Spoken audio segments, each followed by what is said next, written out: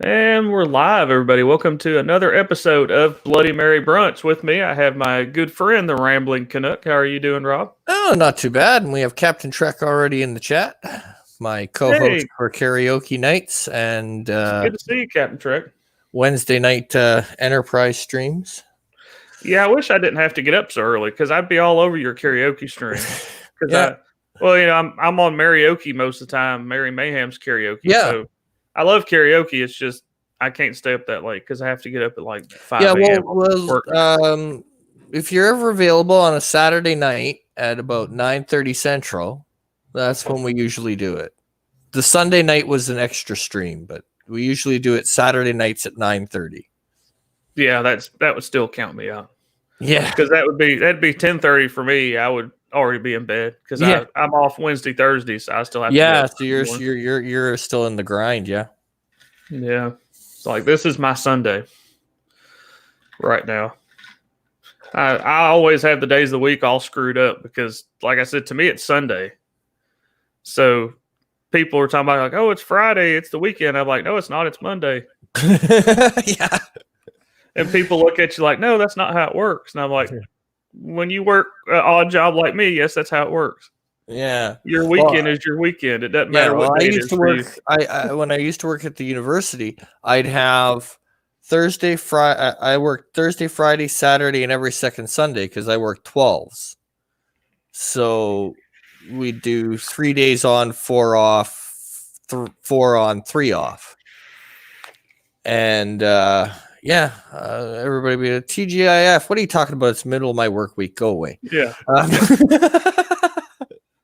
But I actually like it in the summertime because I like to do outdoorsy stuff, and you can go do outdoorsy stuff while everybody else is at work. Oh, yeah. Like I like to kayak the local river here, and if you go on a Saturday or a Sunday, it's a shit show of so many people. If you go on a Wednesday, there's nobody there but like maybe some random old people that are retired. Yeah, and you get discounts during the week if you go camping and stuff. You pretty much get the river to yourself. Yeah. It's nice. Which is great for my nude sunbathing. TMFI. Now people are like, what river is that? I need to make sure I never ever end up anywhere around that river. I'm going to be live streaming. I got to go over here. Everybody join me for my nude Wednesday live stream. You thought Bloody Mary Brunch was a shit show. Check this out. Hold my beer. But it is good to see you, Captain Trek. Thanks for joining us. We're kind of BSing around a little bit. Well, not that we don't always BS around a little bit. Hey, TJ. Okay. No, fine. I won't do a nude stream. It'd probably get taken down real quick anyway. Yeah. Welcome, DJ. Good to see you, DJ. And I have to do my obligatory cheers, Bloody Mary shot to everybody since this is Bloody Mary Brunch. I should break out the whiskey. Because I did have one stream where I had a Bloody Mary, but I hadn't shown it in a while. And somebody came in the chat and they're like, where the hell's the Bloody Mary at? I thought this was Bloody Mary Brunch. Where's your Bloody Mary? And so I was like, don't worry, it's right here. I still have it. Just whatever you do, don't look in a mirror and say it 3 times. Kronos. Good to see you, Kronos. Captain Trek, who is this Rob you speak of? I don't know who this Rob is. Using my real name. How rude. Well, I can't say anything because I used your name too. Yeah, I know. I know. I'm just bugging him. Hey, Kronos. How are you doing?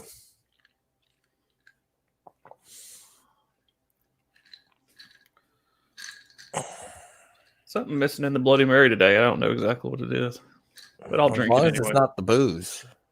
No, it's not. It's not the booze. That's an important ingredient. That's like the first thing I add to the jug, just to make sure is the booze. No, it does. It does have vodka, Kronos. It's not missing. It's something else, something seasoning or something I didn't put enough of in there. I don't know. It's still palatable and has booze in it, so it has the two. Yeah, I think it could be it, Kronos. I'm kind of almost out of horseradish. I think maybe I didn't put enough horseradish in it. I need to get a new jar. I was kind of scraping the bottom of what I had in the refrigerator. No, it's got And Captain Trek, Worcestershire watch Worcestershire what you sauce. wish for.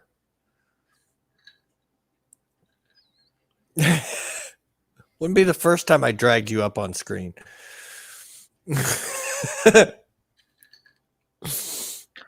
I'm not. Yeah, I use celery seed. I'm kind of salt. What's the word I'm looking for? Salt sensitive because of my blood pressure. Yeah. So I use celery seed instead of celery salt. I think it is the horseradish though. I think I didn't put enough horseradish in it because I kind of scraped the bottom of the little jar. I'll have to go to the grocery. Yeah, so it doesn't have the bite. Yeah, it doesn't. I'm a big horseradish fan. It probably tastes fine to a lot of people, but I'm kind of a big fan of horseradish forward Bloody Marys. Because I'm a big fan of horseradish. That could be it, but it's got vodka in it, so it's all good. Yeah, it could be just tomato juice and vodka, and it would still be all good. Well, yeah, but then you're looking at a Caesar.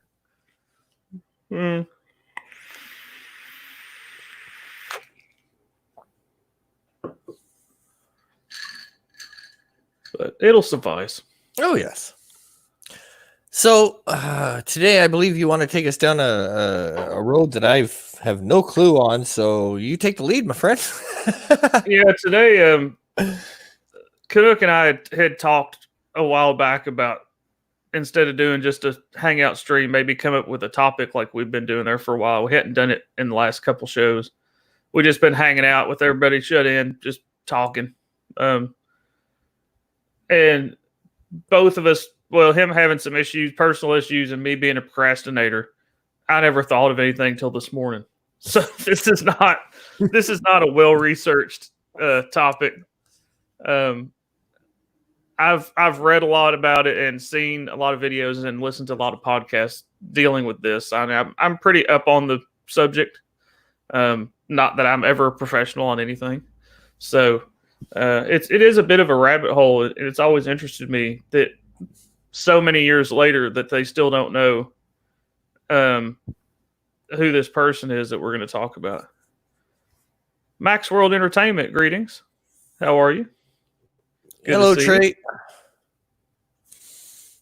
Yes, I was going to procrastinate, but I decided I'll just wait and do it tomorrow.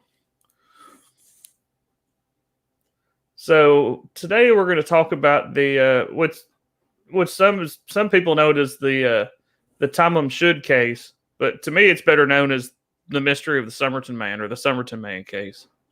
And you'll see where that comes from here in just a second. It's on December 1st, 1948, 6:30 a.m. The police were contacted after the body of a man was discovered on Somerton Beach near Glenig, southwest of Adelaide, South Australia. Hence where the Somerton Man thing comes from, because they've not ever identified him yet. The man was found lying in the sand on the beach, across from the crippled children's home, which was on the current. We don't need to know the streets. He was lying on his back with his head resting against the seawall, with his legs extended and his feet crossed.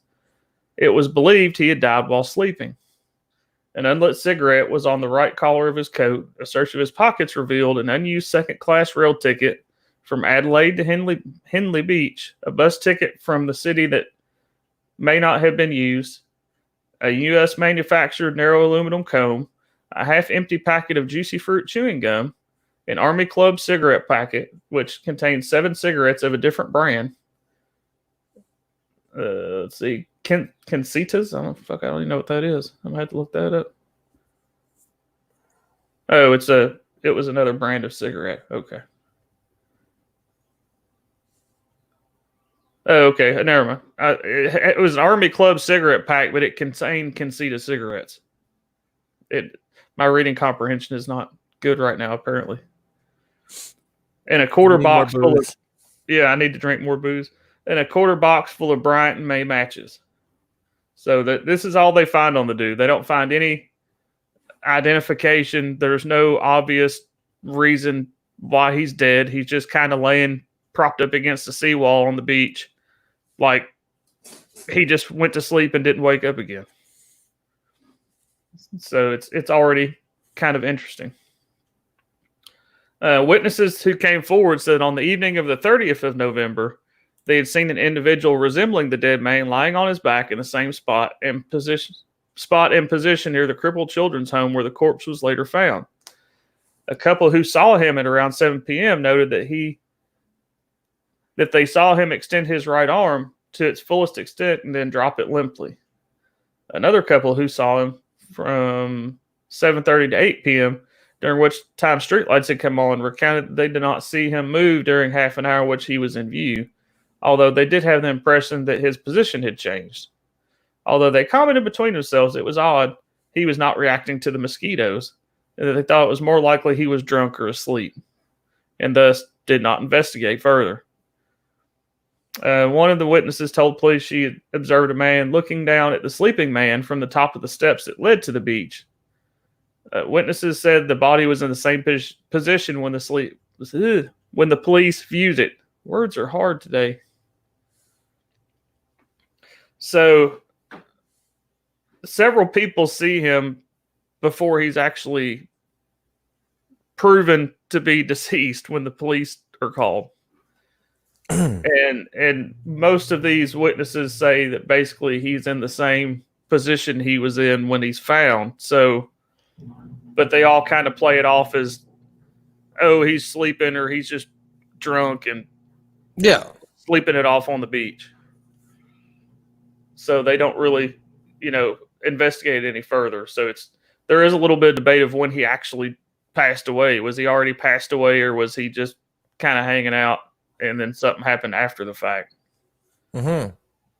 According to a pathologist, the man was of Britisher appearance and thought to be the aged about 40 to 45, and he was in top physical condition. He was 5'11" tall. It says 180 centimeters, but I'm not going to use that system. I'm going to use the American system. With gray eyes, fair to ginger colored hair, slightly gray around the temples, with broad shoulders and narrow waist, hands and nails that showed no signs of manual labor, big and little toes that met in a wedge shape like those of a dancer or someone who wore boots with pointed toes, a pronounced high calf muscle consistent with people who regularly wore boots or shoes with high heels or performed ballet. He was dressed in a white shirt, a red and white and blue tie, brown trousers, socks and shoes, a brown knitted pullover, and fashionable gray and brown double-breasted jacket of reportedly American tailoring. But all the labels on his clothes had been removed, and he had no hat, which was unusual for the time period around 1948. He had no wallet. He was clean-shaven and carried no identification, which led the police to believe he had committed suicide. Finally, his dental records were able to be matched to any known person. They conducted an autopsy, and the heart was of normal size and normal in every way. Small vessels not commonly observed in the brain were easily discernible with congestion. There was congestion of the pharynx, and the gullet was covered with whitening of superficial layers of mucus with a patch of ulceration in the middle of it. The stomach was deeply congested. There was congestion in the second half of the duodenum, medical term. There was blood mixed with food in the stomach. Both kidneys were congested, and the liver contained a great excess of blood in its vessels. The spleen was strikingly large, about 3 times normal size. There was destruction of the center of the liver lobules revealed under the microscope, acute gastritis hemorrhage, extensive congestion of the liver and spleen, and congestion to the brain. So he looked to be in tip-top physical shape, but according to autopsy, he was kind of screwed up inside. Like all of his organs were going bad, is what I take from that autopsy. Yeah, he's going south quick. The autopsy also showed the man's last meal was a pasty, which I think is like one of those little Hot Pocket kind of things. Mm-hmm. With like a meat pie or something like that. Excuse me. They had been eaten 3 to 4 hours before his death, but tests failed to reveal any foreign substance in the body. The pathologist, Dr. Dwyer, concluded, "I am quite convinced the death cannot have been natural. The poison I suggested was a barbiturate or a soluble hypnotic. Although poisoning remained a prime suspicion, the pasty was not believed to be the source of the poison. Other than that, the coroner was able to reach a conclusion as the man's identity, cause of death, or rather the man seen alive at Somerton Beach on the evening of the 30th November was the same man, as nobody had seen his face at the time. The body was then embalmed on December 10th, 1948. After the police were unable to get a positive identification, the police said this was the first time they knew that such action was needed. So let me see if I can pull up a picture here to show you who the Somerton man is that we're talking about. Chrome tab, Somerton man. So this is a picture of the deceased that we're talking about, in the shirt and the tie, he was wearing when he was found. So that is the Somerton man, or who comes to be known as the Somerton man, because that's using more imagination than calling him John Doe. Yeah. Basically he's a John Doe because they found him at Somerton Beach. You're like, let's call him the Somerton man. That sounds better.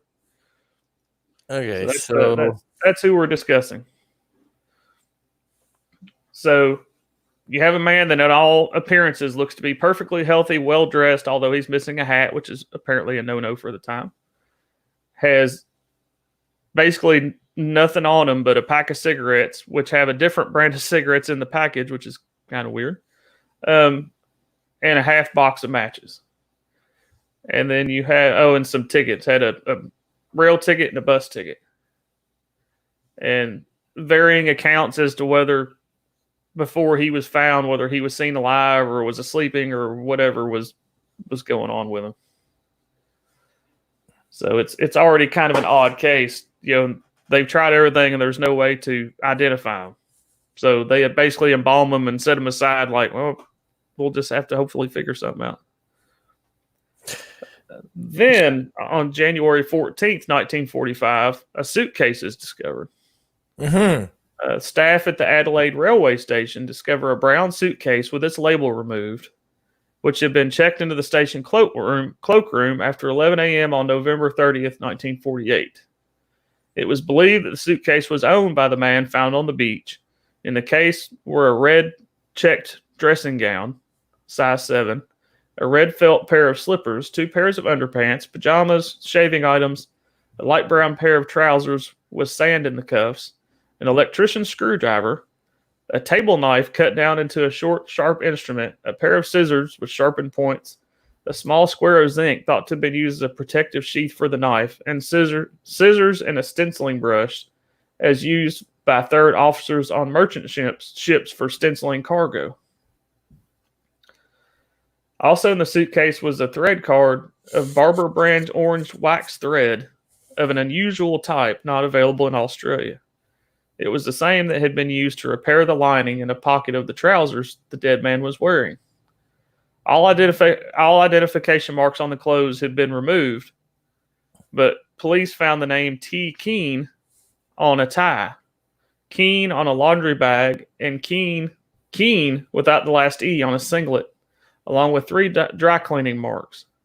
Police believe that whoever removed the clothing tags either overlooked these 3 items on purpose or purposely left the Keene tags on the clothes, knowing Keene was not the dead man's name. With wartime rationing still in force, clothing was difficult to acquire at the time. Although it was a very common practice to use name tags, it was also common when buying clothes secondhand that you would remove the tags of the previous owners.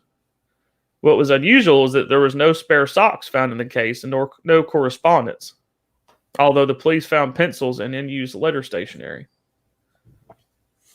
They conducted a search and concluded there was no T. Keene missing in any English-speaking country, and a nationwide circulation of the dry cleaning marks also proved fruitless. In fact, all that could be garnered from the suitcase was that the front gusset and feather stitching on a coat found in the case indicated it had been manufactured in the United States. The coat had not been imported, indicating the man had been to the United States or bought the coat from somewhere from someone of a similar size as him. Police checked the train records. They believe the man arrived at the Adelaide railway station overnight on a train from Melbourne, Sydney, or Port Augusta. They speculated he had showered and shaved at the adjacent city baths, but there was no bath ticket ever found. Before returning to the train station to purchase a ticket for the 10:50 a.m. train to Henley Beach, which for whatever reason he missed or did not catch. Words are hard today, Canuck. Also, for later on, I sent you a picture in Twitter. Okay. That's further down in what I can find on it. That is kind of something from 2011.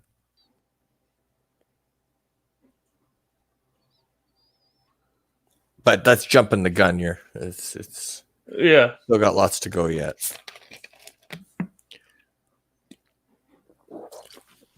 So there's T-Keen left on some of the clothing and some laundry bags. Everything else, all the labels had been removed. And they don't know if the Keen was left on purpose or they forgot to remove everything. But then they search every English-speaking country for somebody named that missing, and there's no T-Keen missing from anywhere. And they even do a nationwide circulation of the dry cleaning marks, and it proves fruitless, which to me would mean the clothes were dry cleaned in some other country other than Australia. If they can't find any indication of those marks anywhere in the country. Mm-hmm. And he has a jacket that came from most likely the United States. So it would, like it said, he either had to have been there or knew somebody that had been there. It just so happened they were the same size, and he bought or got a jacket from somebody.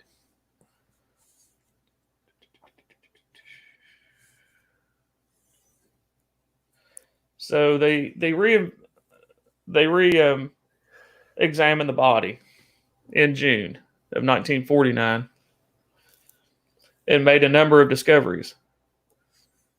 They noted that the man's shoes were remarkably clean and appeared to have been recently polished rather than being in the state expected of the shoes of a man who had apparently been wandering around the beach all day.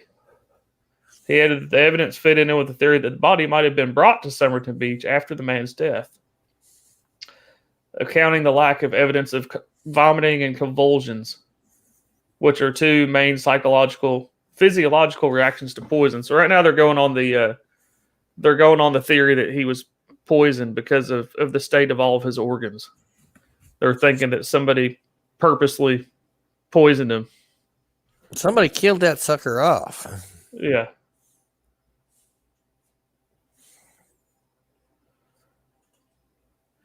So where the Tamam Shud comes from is there's a connection to a book that was popular at the time called The Rubaiyat of Omar Khayyam, if I'm pronouncing that right. Because around the same time as the inquest, a tiny piece of rolled up paper with the words Tamam Shud printed on it was found in the fob pocket sewn within the dead man's trouser pocket that they hadn't found originally. Public library officials called in to translate the text and identified it as a phrasing meaning ended or finished, found on the last page of the Rubaiyat of Omar Khayyam. This paper's verso side was blank.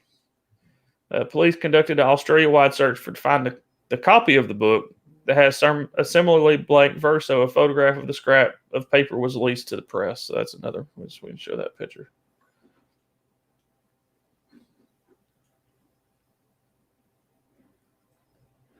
So this is that's the scrap of paper that was found rolled up in his watch fob pocket that they didn't find somehow originally. Yeah, that screams suspicious as hell. Yeah. Yeah, when it translates to finish or ended. So that's also an odd thing to find. Yes, definitely. And could point to somebody bumping him off, basically. Yeah, and kind of slipping that in there, like, gotcha. Yeah, you're done. Pissed off the wrong mama jamma, buddy. Now you're done.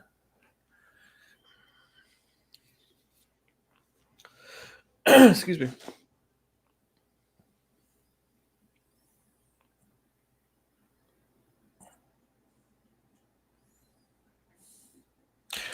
But yeah, I mean, like that just sounds weird. I mean, he's basically washed up on shore or found on the beach.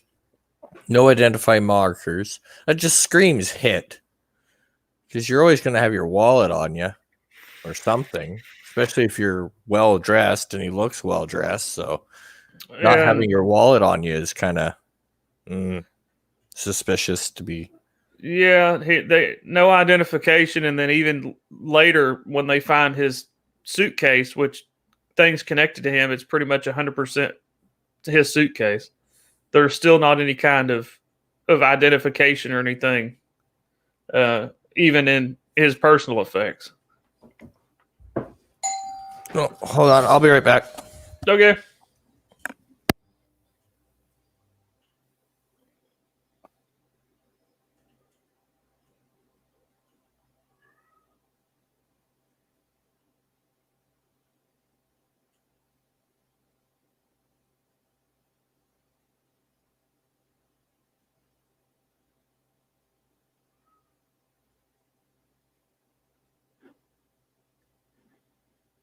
Yeah, hey Vaughn. Yeah, sorry about that.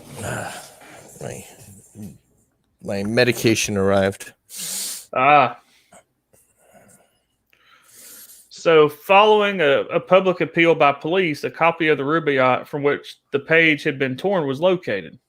A man showed police a 1941 edition of Edward Fitzgerald's 1859 translation of the Rubaiyat, published by Whitcomb and Tomes in Christchurch, New Zealand. Detective Sergeant Lionel Lean, who led the initial investigation, often protected the privacy of witnesses and public statements by using pseudonyms. Lean referred to the man who found the book by the pseudonym Ronald Francis. He's never been officially identified. Francis had not considered that the book might be connected to the case until he had seen an article in the previous day's newspaper. On the inside back cover of the book, detectives identified indentations from handwriting. These included a telephone number, an unidentified number, and a text that resembled an encrypted message. According to statements by police, the book was found in the rear footwheel of a car at about the same time that the body of the unidentified man had been found. So there's still some uncertainty about the circumstances under which the book was found. Some newspaper articles refer to the book being found about a week or two before the body was found. And let's see. And then others say it was found around the same time that he was found on the beach. But it say if the book was found 1 or 2 weeks before, it suggests that the man had previously visited or had been to Adelaide for a longer period. Most accounts state that the book was found in an unlocked car parked in Jetty Road, Glenelg, how you pronounce that, either in the rear footwheel or on the back seat. So the theory is either the Somerton man or possibly the person that off the Somerton man, for whatever reason, tossed that in the back of this guy's car, because it was parked very near to where the Somerton man was found. And then there's like some unknown codes that to this day, as far as I know, have never been cracked. So they don't know if it's like shorthand or if it's what it is. They let's see, share that too. So this is the code that's kind of found in the back of the book, or that what they say is code.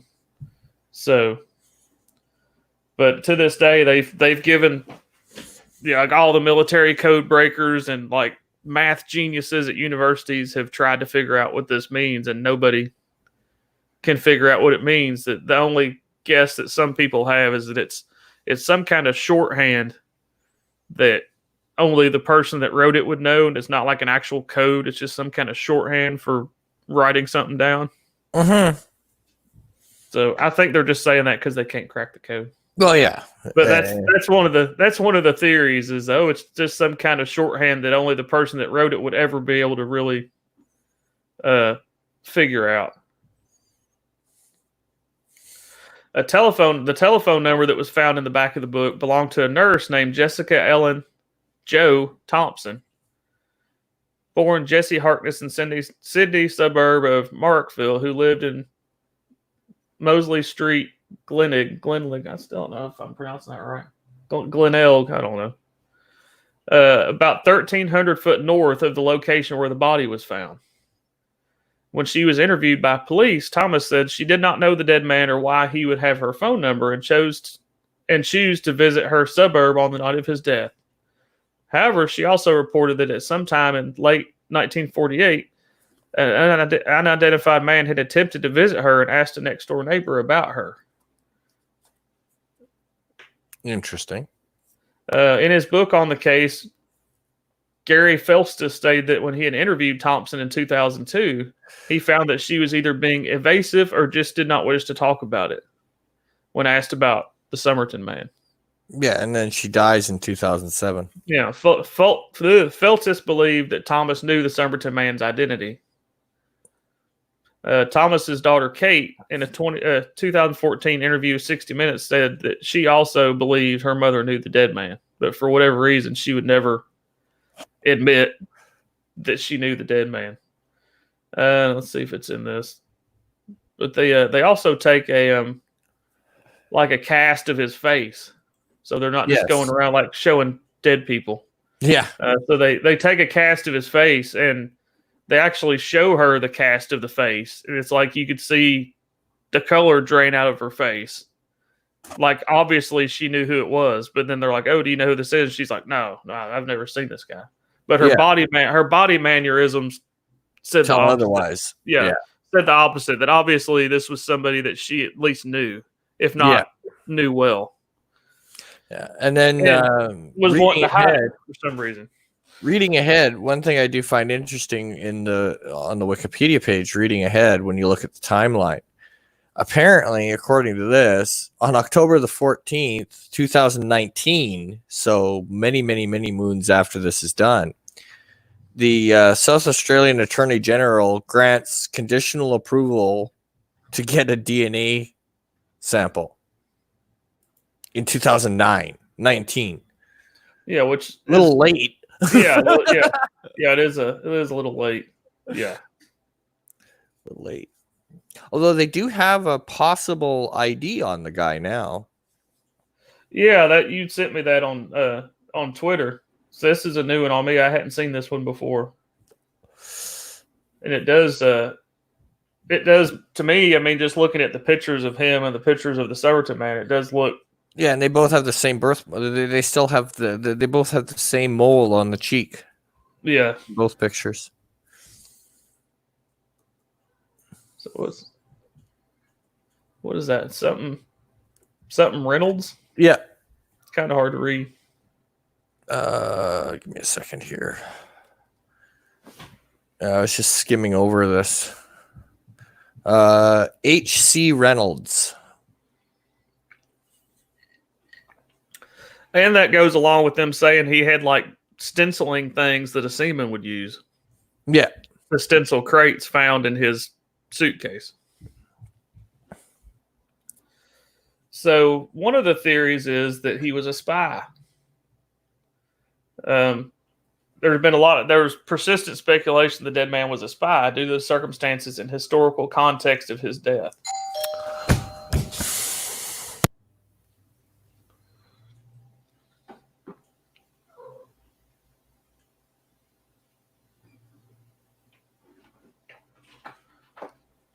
See you, DJ. Have a good radio show.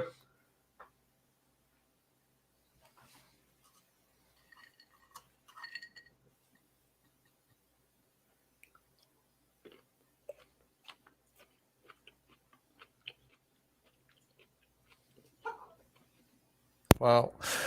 Sorry about that. My daughter showed up, so apparently I'm busy today. Well, have a seat, my girl. Thank you.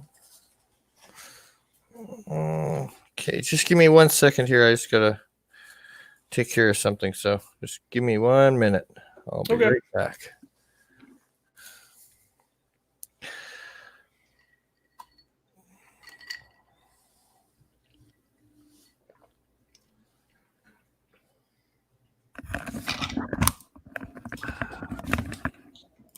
Did you message her back? Yeah, I said I was on my way. So I was figuring out the kind of beer, so. Okay. Well, she's mad at me right now because I wouldn't babysit. Oh.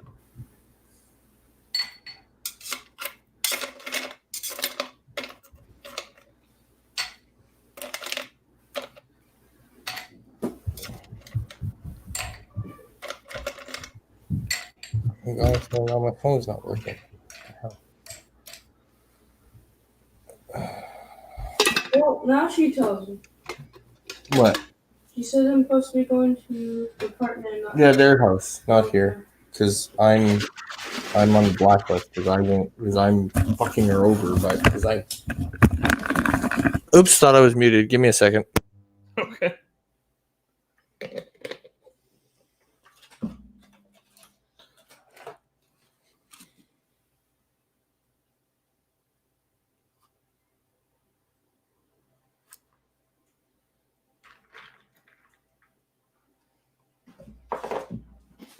All right. So a lot of people believe he was a spy. Due to the circumstances and historical context of his death, he was relatively close to Adelaide, which would have been of interest to spies. The Radium Hill uranium mine in the Woomera test range, an Anglo-Australian military research facility. Okay. I'll be on my way. So the labels being removed from his clothes and the fact that he was near some kind of hot spot places where they figure spies would want to go. And the strangeness of his death makes them think that he was a spy that got caught and was taken out. Gotta keep the kid alive. Yeah, and sorry about that. Oh, you're got good. busy there for a second.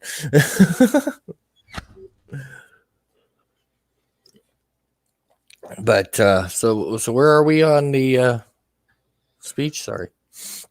Oh, I just went over the spy theory. Oh, the spy theory. Okay. Yeah, how the labels being removed and him being fairly close to some areas that spies would have been interested in.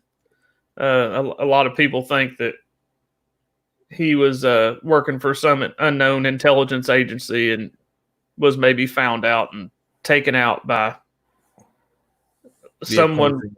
Yeah, maybe somebody local to Australia or even a spy of some other nationality. Yeah.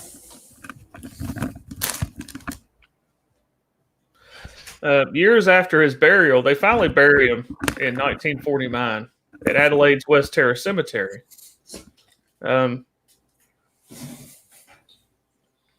Years after the burial, flowers began appearing on the grave.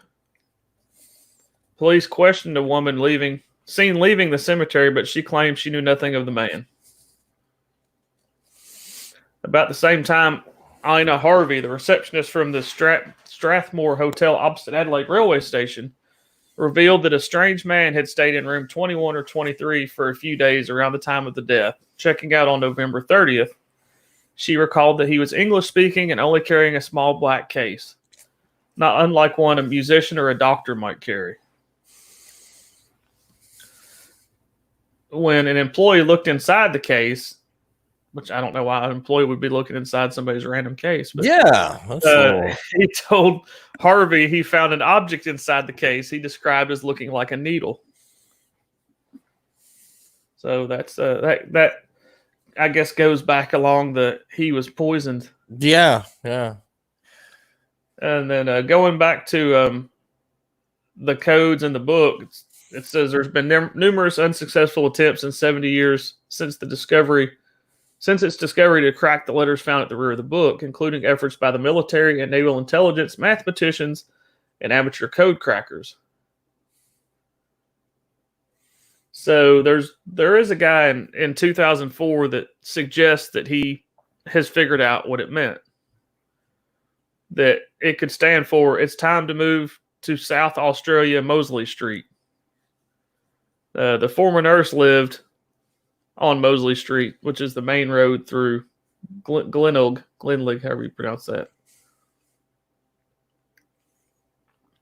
A 2014 analysis by computational linguist John Rayling strongly supports the theory that the letters consist of the initials of some English text, but finds no match for these in a large survey of literature.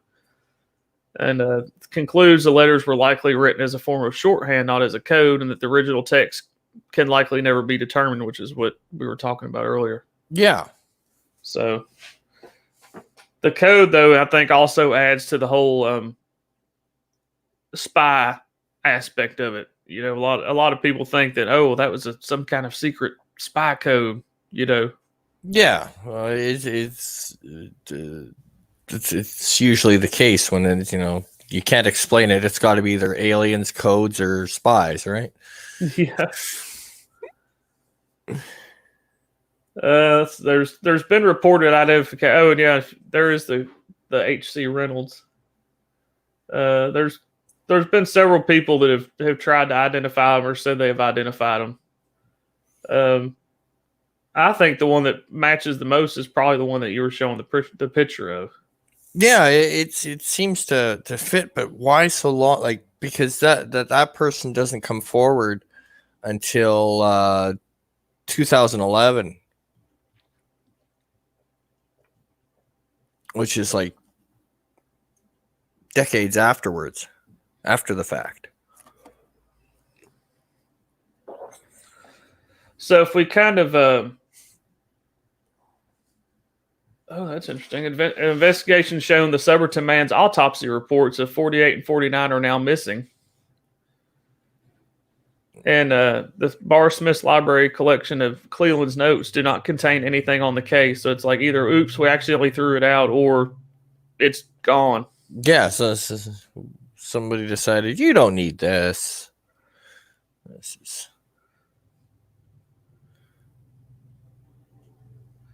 Where the story gets kind of interesting, it goes along with the woman that they interview, that the phone number was in the back of the book, and she says, "Oh, I don't know anything about him," but then she looks at the cast of like his face and basically does everything but freak out, and then goes, "Oh no, I don't know who he is. I'm sure I don't know who he is," even though she basically, with her facial expression, says, "Hey, I know who that guy is." Yeah, exactly. So apparently he was on 60 Minutes too. Yeah, and so one of the things that's pretty closely probably been at least somewhat proven is they think that the Somerton man and that woman had a kid together. Okay. The Somerton man had a certain condition in his ears that the Simba, the upper ear hollow, is larger than the cavum, the lower ear hollow, a feature possessed by only 1 to 2% of the Caucasian population in the world. And that the Somerton man also had hypodontia, a rare genetic disorder on both lateral incisors, a feature present in only 2% of the general population. In June 2010, Abbott, who had later in 2009 started investigating this himself, obtained a photograph of Jessica Thompson's eldest son, Robin, which clearly shown that he, like the unknown man, not only had larger Simba than Kevin, but also hypodontia.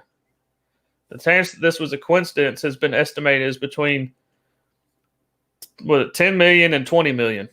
So it just so happens the woman that says she knew nothing of this man, but yet still kind of freaked out when she saw the cast of him, also sounds like there's a really, really good chance that she had a kid by him. Yeah. Like a mathematically impossible she didn't have a kid by him if you look at the numbers. Yeah, that's kind of a red herring. Yeah. So you were talking about 60 Minutes. We'll jump to that because they did get some good insights from her daughter. Yes. But then her daughter went and blocked the investigation to be able to get the DNA. Yeah. So Kate Thompson, the daughter of Jessica and Prosper Thompson, it's an awesome, weird name, Prosper, said that her mother was the woman interviewed by the police, and that her mother had told her that she had lied to them. Jessica did not know the identity of the Somerton man, and his identity Jessica did know the identity of the Somerton man, and his identity was also known to a level higher than the police force, which to me says like the government. Yeah. Her father died in 1955 and her mother died in 2007. Kate Thompson suggested that her mother and the Somerton man had both been spies, noting that Jessica Thompson taught English to migrants, was interested in communism, and could speak Russian, although she would not disclose to her daughter where she had learned it or why. Yeah, that's not a language you just pick up on a Friday. So Robin Thompson's widow, Roma Egan, and their daughter Rachel Egan also appeared on the 60 Minutes show, suggesting that the Somerton man was Robin Thompson's father and therefore Rachel's grandfather. The Egans reported lodging a new application to the Attorney General of South Australia to have the Somerton man's body exhumed and DNA tested. Derek Abbott also subsequently wrote to Rao in support of the Egans, saying that the examination for DNA would be consistent with federal government policy of identifying soldiers in war graves to bring closure to their families. As you said, Kate Thompson opposed the exhumation as being disrespectful to her brother. Yeah. So now you have the whole spy thing kind of come full circle. Supposedly her mother and the Somerton man were spies. Her mother could speak Russian for some reason, even though she was Australian and never. Oh, I just happened to learn Russian for some reason.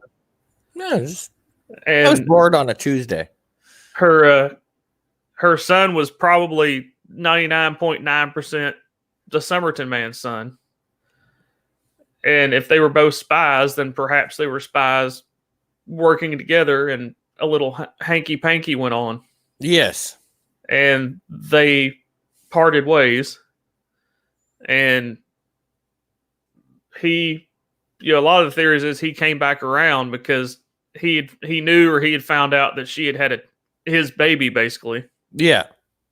And that he was there, whether she wanted him to be there or not be there, he was there because, I mean, obviously he was found like not far at all from her house, dead. Yeah. So either some foul play happened to him, he committed suicide, or because that's another theory is he just committed suicide. Like he went to try to patch things up with her, and he knew she had his kid, and she's like, no. So maybe he offed himself and stuck that in his pocket. End it or the end from the Rubaiyat.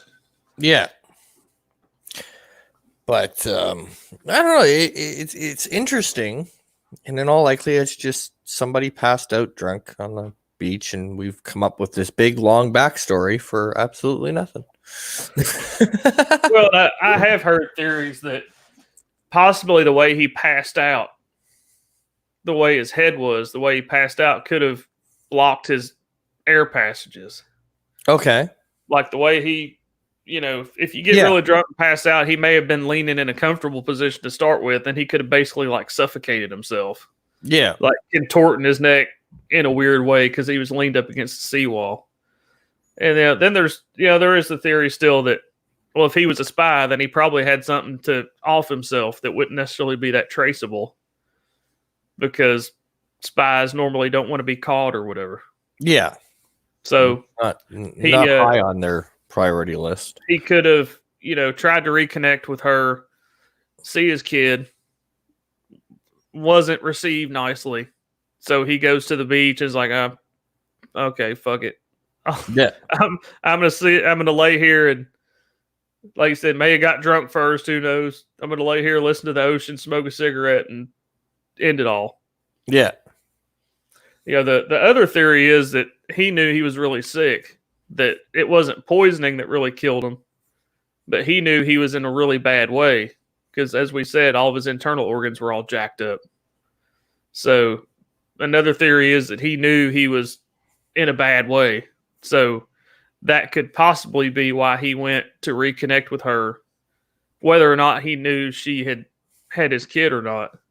Well, and it just she found out, she's probably married or going to be married at that point, and yeah, it's like, oh, I've moved on since then, my friend. Hey, Chris, River V3000, what's up, brother? We've been talking about the Somerton Man, the Tom Showcase, the Somerton Man.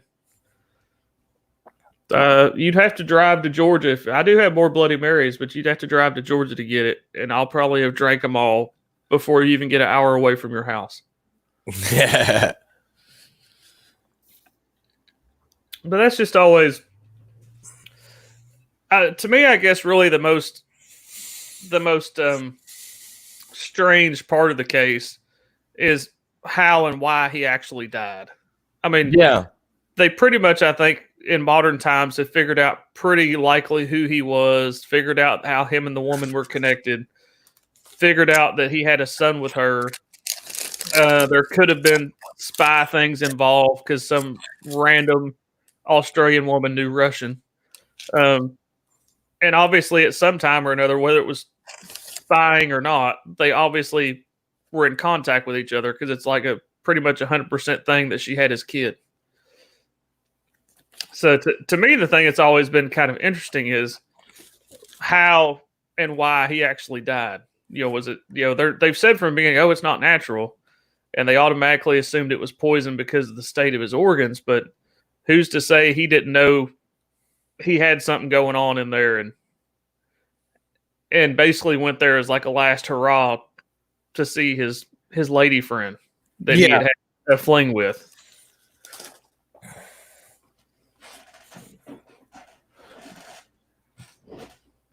So yeah, to me that's the craziest part of it. Yeah, it's just, how did he die if they can't really say? And you have to, and a lot of people are like, well, why was he there to start with? To me, that question's answered by the fact that obviously those two had at some point had a relationship, and he was found dead near her home. So I'm surprised they haven't gone to the obvious link of did she do it? That's true. Yeah, if she was a spy, he could have showed up and been like, I know that's my kid, and she's already married or getting ready to be married. She's like, no, this isn't a good time. And he's like, oh, come on. And she's like, oh, well, go meet me here. I'll sneak away and come talk to you. Yeah. And if they had both been spies, then she, gives them something, sticks them with something, does whatever, and basically offs them to not mess up her now current normal family life. Yeah. Because it sounds like at that point she was, if she had been a spy or involved in anything like that, she at that point was done. Yeah, and was basically starting a normal family life. So, so for me, that would be the first logical jump. Would be, well, she didn't want some fling showing up claiming her son that's his. Yeah, and interrupting her marriage or whatever that she had going. And she was out of the spy business or whatever, but she probably still had some of the spy paraphernalia, so to speak, hanging around. Yeah. And says, oh, go meet me at the seawall here. I'm going to sneak away in a little while and come see you. And then they sit down to have a smoke and to talk about old times or whatever's going on. And then she sticks them with a syringe or gives them something or whatever. And it's a poison that, a lot of poisons kind of dissipate from the system pretty quickly. So that could be why they couldn't really pinpoint exactly what had happened as far as a poison or whatever killing them. No, we're not talking about that kind of poking. Yeah, syringe. Yeah, syringe or something. Yeah. Although if you stick in that train of thought there, Chris, the song Peggy Sue brings a whole new meaning to the song.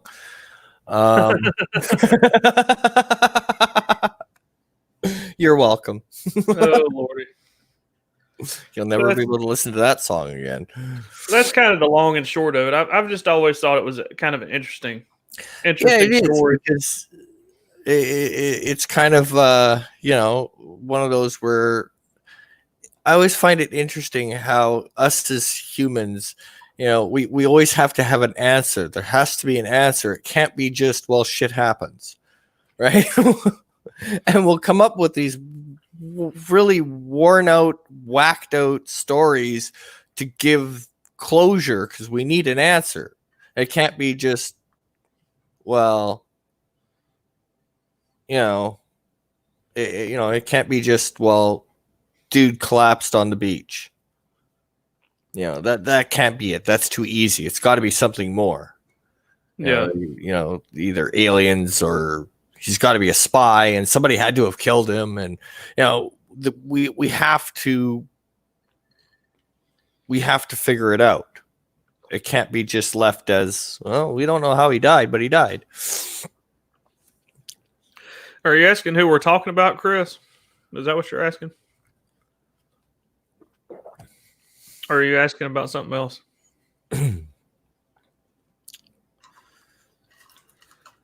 I guess I don't know. I guess I'm just not like a lot of people. To me, there's enough connections to me that I'm happy with why he was there, and I don't have to 100% know why he died. Yeah. There's a pretty much a 99% reason of why he was probably there. And whether it was suicide, he died naturally, somebody else killed him, is kind of afterthought to me. Oh, we're talking about the Somerton man case, Chris. But maybe I'm not as inquisitive as some other people. I don't know. Yeah, but I mean, that's like with everything. We got to know why. We got to know how it happened. We got to know, you can't just say, well, it happened. Shit happens. Well, why? And until we get a definitive reason, we're always going to make up shit and come up with theories. It would be interesting to know exactly how he and the woman met. Were they actually really spies? But all that kind of died when she died, unless it's found in records somewhere in some country. Yeah. That they were agents or whatever, I mean, that would be interesting to find out how they cross paths with each other. And because to me, it's pretty much 100% obvious they had some kind of fling or relationship or whatever. Yeah, and I mean, it was in the 40s, so yeah, it was just post World War II. Yeah, so that leads a lot to them being spies too. During World War II there were spies, and then the war had ended. That's how she kind of ended up. Oh, I'm back in Australia, settled down, and then Somerton man shows up, and she's like, "Oh fuck." Yeah, I say, "Oh damn." There's a blast from my past I didn't need.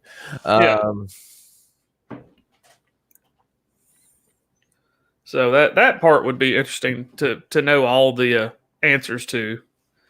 But to me, enough of the dots have been connected that, Yeah, and I mean, as far as that era, I mean, there were so many people that had a double life during World War II that once World War II was over, a lot of that went unnoticed, and it'll never be known. But there were so many, like especially like France. You look at, there were so many in the underground, right across Europe for the most part. Yeah, you had underground forces, you had spies, you had double agents, you had all this stuff going on in the European continent. Yeah, well, and in the United States, and in Canada, and you had propaganda people that were, pushing one way or the other. But that's what I'm not going to say what I was going to say because Chris is here and he's already talking about pegging. Jessica Thompson. would be the woman, if I'm not mistaken. The mother or the daughter? The woman who had the fling, that'd be Jessica, right? Oh, okay. Yeah, I'm horrible with names. I can't remember names. I just did a quick skim of the Wikipedia, so I have somewhat of an idea. I have somewhat of an idea of the topic. I know more about it than I did 10 minutes ago, so we're good. Yeah, Kate Thompson was the daughter of Jessica and Prosper Thompson. Yeah. And she's the one basically that laid it all out. After her mother's death, she basically so I mean, we're going with what she said, but it does kind of make sense. And the part that it's interesting to me is his identity was known. Her mother knew his identity, but his identity was also known to a higher level than the police force, which to me says government. Yes. Whether it be military, whatever their version of the CIA or whatever is, So, and of course, if it was something to do with some sort of espionage activity, they're not just going to come out and go, "Oh yeah, that's Bob. We knew Bob. He spied against the Russians for us, and he did this, he did that." Yeah. And one time they were posted together in Berlin, and whoa, they had a little hanky panky, and now she had his kid. Yeah. They're of course gonna sweep it under the rug. Yeah, that was something we don't know about. So I think there's definitely some kind of World War II connection. Oh, probably. Of something. It's just too random that she randomly knew Russian. Well, even when it comes to World War II and that era, there is still stuff that is locked away and sealed that we won't have access to for years yet. Yeah, the Rubaiyat. Yeah, we went over that earlier, Chris. Yeah, the Rubaiyat does have connection to this. That's why some people call it the Tumham Should case.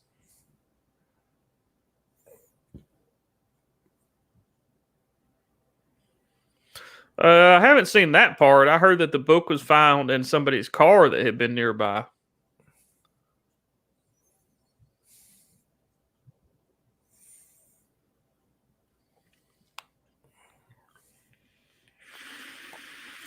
But yeah, I mean, it makes sense for the era.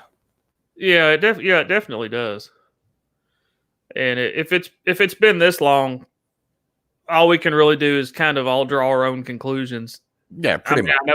I know there's still people that are going to want to pin it down like 100. Oh, they want it written out on a paper with 100% with a picture of the woman, a picture of him, a picture of what they did, where they were, But at this point, if it's been this long, we're never going to really know unless just some archive or something magically opens up, and lo and behold, that. And if we're talking World War II, I mean, a lot of the times, the Australian government could be 100% correct that they don't know who this guy is, because a lot of the times, to save the identities, the real identity was never used. You were Joe Black. Yeah, you would work under a pseudonym or a cover. Yeah, you were Joe Black, or if he was Billy Bob, or he could have been sent to Australia from the U.S. Yeah, and the Australians knew what he was up to, but they never actually knew who he was. All right, Kronos, have a good one, bro. I appreciate you stopping by. Well, I say bro. I'm guessing that Kronos is a dude. Maybe not. If you're not a dude, I'm sorry. Thank you for being here. But so for that era, it makes sense, because I mean, just the amount of counter to counter insurgents that there was, there's no way they have a track record of every single person that worked within the resistance or the underground or for both sides. And her knowing Russian, even though they were technically our allies, we never really fully trusted the Russians. So no, we always kept them at arm's length and were very suspicious of the Russians. So and her knowing Russian could have been a counter espionage thing of, okay, they're our allies, but what are they really up to? Because we don't believe what they say, which later comes to fruition in the Cold War. After World War II, they basically, we were your allies, but now look.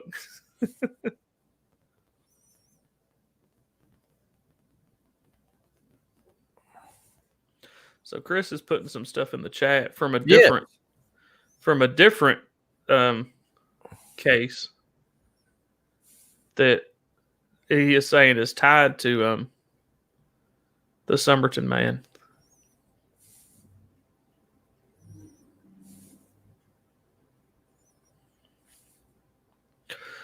Yeah, so Chris is saying some stuff. There was other hanky-panky involved in it.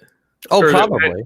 Or that had happened before the actual Somerton man case that could be tied to the Somerton man. No, I still say it's probably Jessica herself who did it.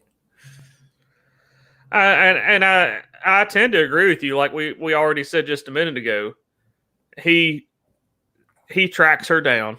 They had a fling sometime during the war. He tracks her down. He may or may not know that she had his child.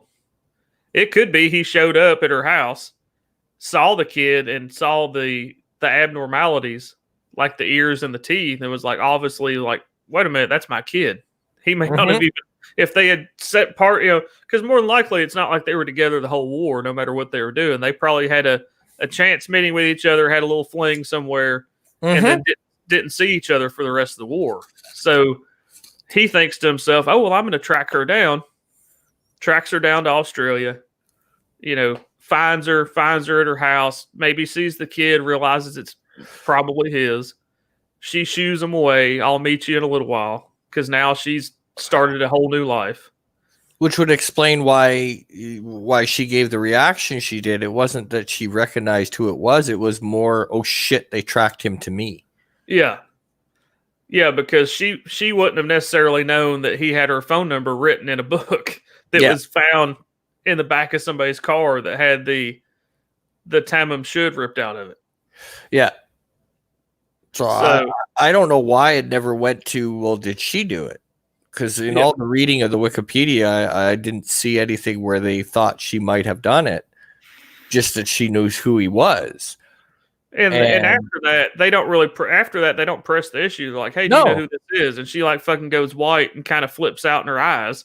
And then she's like, "No, oh no, I have no idea who that man is. I have never seen him in my life."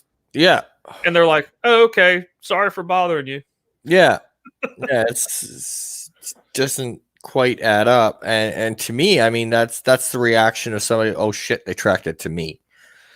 And she's more shocked that they found out that she knew him than now she's afraid that they're connecting her to his murder, and she could possibly go down for his murder is probably what she's thinking.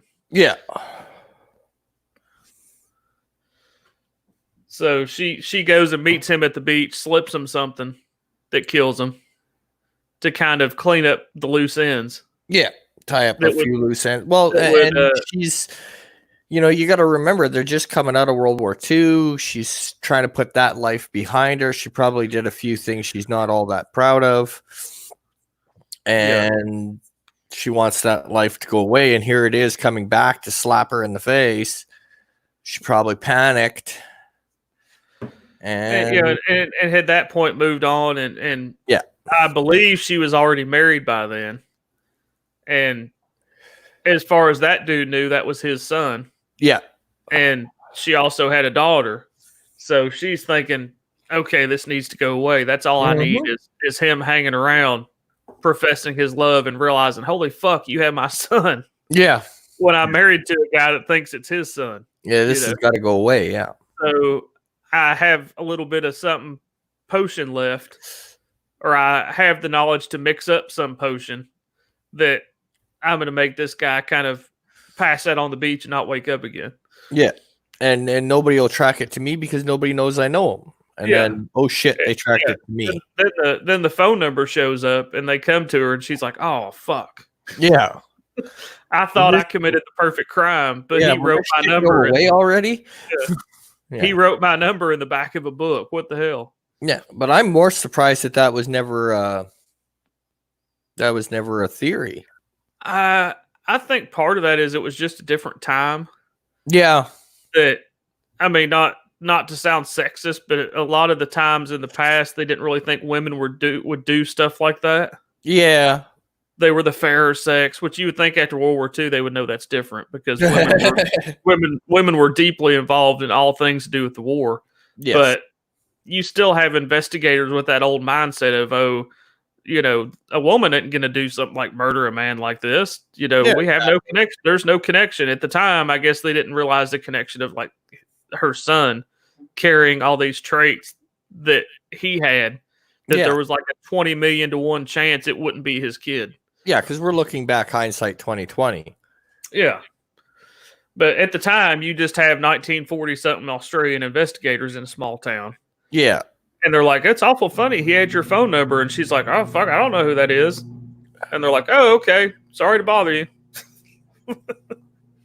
And yes, Chris, they gave the order to do it. But they haven't said whether it's been done or not. Yeah, I haven't read anywhere that they've actually done it yet. The order was given to do it. Yeah, they claim they lost a lot of evidence in the case. We covered that a little earlier. There's a bunch of evidence that supposedly has been lost. So what they were trying to do is I think, what was we saying? They were trying to connect his DNA to Robin, which was her son, to see if that was his father. Isn't that what we were saying they were trying to do? It was something along those lines. But if they have the ID that could possibly be him, I would think they could also compare the DNA to descendants of that person to see if it really is the person that's on that identification that we were looking at earlier. Yeah, and the other thing too is, you know, do they really want that can of worms opened at this point? Yeah, that's true. I mean, it's people like us would like to know. Yeah, but at the same time, I mean, all the people that were really, really involved in it are dead, or they're super old, or they're even their kids now are old. You know, so at this point, other than actually knowing his real identity, for 100% what his real identity is, it's still not really going to tie the case up, in my opinion. No, other than knowing who he is. But the rest of the why and the how won't be solved by figuring out who he is. No. I mean, I think that went to the grave with Jessica, the woman that didn't know who he was, that obviously knew who he was. Yes. And was probably the one who ended it. Yeah. Yeah, like Chris said, it looks like everybody's dead pretty much but grandkids, so at this point, other than actually knowing his actual name, they're not really going to solve anything. I don't think at this point. It's been too long.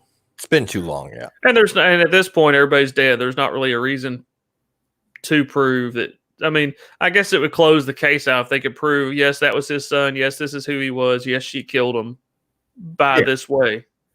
But I think the case is too old even to do that part. Yeah, at that point, it's just let sleeping dogs lie. But it is an interesting case, and like you said, it's people add random things together. Like you said, it's if you don't know what happened, it's the government, it's aliens, it's something like that. Mm-hmm. So you're right. I think they just want to know who the man is, and can put a name. He's buried still in Australia, so they could at least put a name to the tombstone, and his descendants that he may still have alive. Would know where he is. It's the human, but, the human condition of wanting closure. But the thing about that is, even anybody that would have known who he is, are all dead. Yeah. So I mean, you could have like his great grandson or some shit, and he's gonna be like, okay. I never even knew who that person was. Yeah, it's like they're gonna call you on the phone and say, "Hey, Canuck, we figured out the Somerton man was your great grandfather." You'll be like, okay. And your point is? Yeah. Oh, he's buried in Australia. Okay.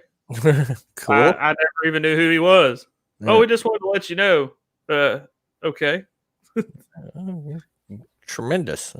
Awesome. Yeah, you're like, appreciate it. Yeah.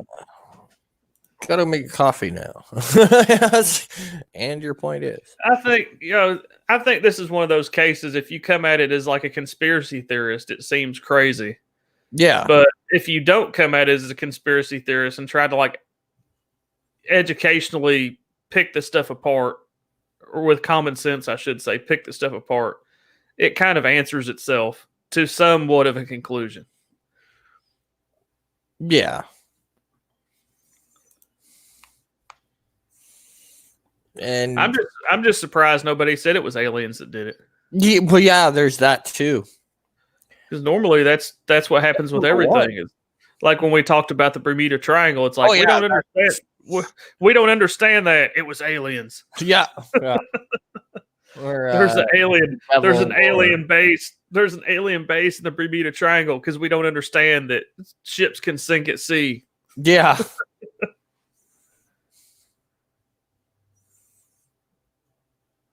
Hey, Maura. Most of the time, Maura, you stream too late. I like to come visit you, but normally you stream too late for me to come visit you. Yeah, Chris agrees it was aliens. It had to be aliens. Which means it was him. Yeah, it was. Yeah, everybody knows that Chris is actually an alien overlord. Yeah. On my off days, every now and then I've streamed late, but normally I don't stream past or go on a stream past like 10:30 is about the latest I can go more. Because I have to get up at 5 a.m. every day, other than when I'm off. Yeah, Chris said, shh. I'll tell you, and we can think about this maybe for next week. A video. I've heard of this case before, but a video I was watching today that refreshed my memory on it. Well, one topic I'd like to get into that you brought up many, many moons ago that we never really did was the role of airships over the years.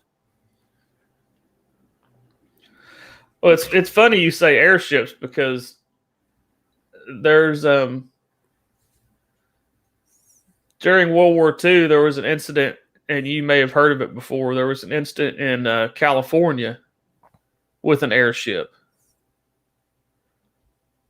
And it was a U.S. Navy airship that was patrolling around basically like San Francisco Bay Area. Okay. And everything seems to be awesome. And then the blimp starts acting weird and goes radio silent. And the blimp eventually crashes in like a suburb of San Francisco. Okay. And the crew members aren't on board. Oh, wow. That one I haven't heard of. The other one that's kind of interesting are the bombs that actually made it to the United States from Japan. Oh, yeah, the balloon bombs, that were made of like paper and shit, and they flew all the way across to California. Yeah. And they're still being found today, which is kind of trippy. Yeah, just to get you started on the rabbit hole, I'm going to DM you a link on Twitter This could be something. It'd be a somewhat short, maybe hour-long topic like this that we could discuss maybe next week. That is also interesting to me, and this one they've never figured out. It's again one of those that they have several theories. Oh, you want me? Okay, I'll deem it to you as well, Chris. Yeah, blimps are their role is so under, like, just even the conspiracy between the United States and Germany that led to the Hindenburg. The fact that the United States helium was being used, but it wasn't, like, the research on helium balloons were not being shared with Germany. That's why Germany didn't use helium in their balloons. Yeah, they used hydrogen. Yeah, they used hydrogen. I'm also going to DM you and Chris as well, since he wanted to know about it. I'm going to DM you a video I watched today that kind of breaks the case down. Okay, I'll watch it before next Thursday. But it's another rabbit hole case that has really not really had any explanation given to it. That's odd. It's a very odd case. Hindenburg next week. Yeah. That one's about an hour, so you go that one first and then the Hindenburg, which is the more known one. Accidentally went up in flames. Like I said, the short synopsis that anybody that's here that may be here next week is it's a blimp used for patrolling for submarines, for Japanese submarines. They're worried on the coast of California about Japanese submarines during World War II. They're not worried about the German ones sinking ships, but they're worried about the Japanese. Yeah, they're worried about the Japanese that they may or may not have ever seen. So they're using airships to patrol because airships can stay in the air and hover for long periods of time. So the synopsis is the airship takes off early in the morning from around San Francisco, does its own normal little patrol, normal thing, sees an oil slick, investigates the oil slick because that could be a possible sign that there had been a submarine in the area. Then kind of leaves that area, and then from there kind of goes wonky and does odd things, goes radio silent, and eventually crashes in a suburb with no crew on board. And to this day, they don't know what happened to the crew of the airship. So it's one of those, just odd stories. It's pretty good. Captain Trek, you want it as well. Okay.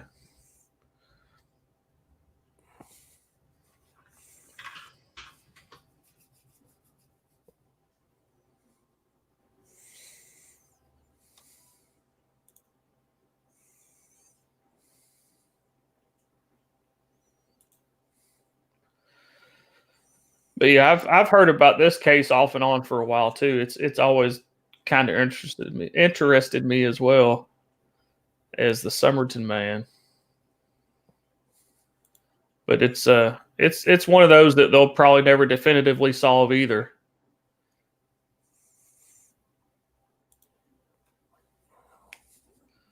But the also kind of odd thing about it is it happens during the day in a very populated area, and there's many, many, many, many sightings of the airship and what it's doing during the day. But there's never any time that anybody sees or figures out how the crew ended up not on the airship anymore. Because I mean, it's around the San Francisco Bay Area, so obviously there's a lot of activity. Oh yeah, of course, especially during that era. Yeah, especially during World War II.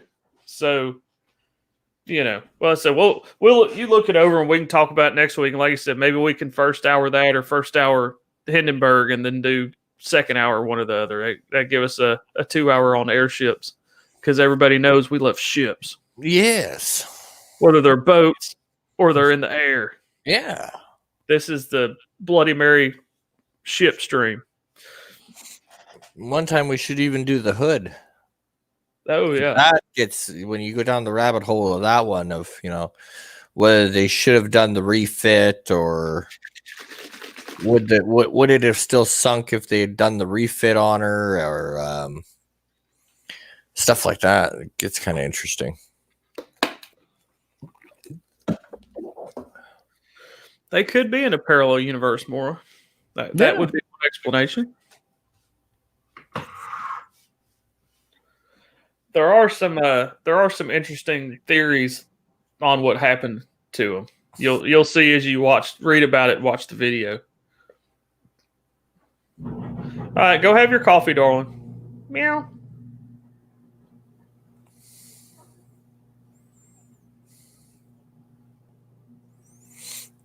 But yeah, I mean, I always find it interesting how many stories there are out there that we just don't have answers to anymore. Even with all of our technology and garbage, we still can't. Well, it's another whole entirely rabbit hole that could take up like weeks of shows that I'm sure you've at least heard about, if not read into some. You can't be on YouTube or the internet without at least hearing about it. Is all the missing 411 cases. Oh, yes. With all of our modern technology, people can still vanish off the face of the earth. Oh, yeah. And we never can find them. We never know what happened to them. They're not there anymore. Yep. Yeah. Which in reality is really easy. You just go up in the bush and don't have a cell phone and live off the land and poof, you're gone. Yeah. You're off the grid. It's just getting people of this era to be able to do that without going stuck. Oh yeah. Yeah, it's hard to have a new identity and go off the grid when you're really addicted to Twitter or Instagram. Oh yeah. It's like, what's up, y'all? This is my new identity. I'm in Mexico. I mean, never mind. I'm not in Mexico. Yeah. Oh darn. Yeah.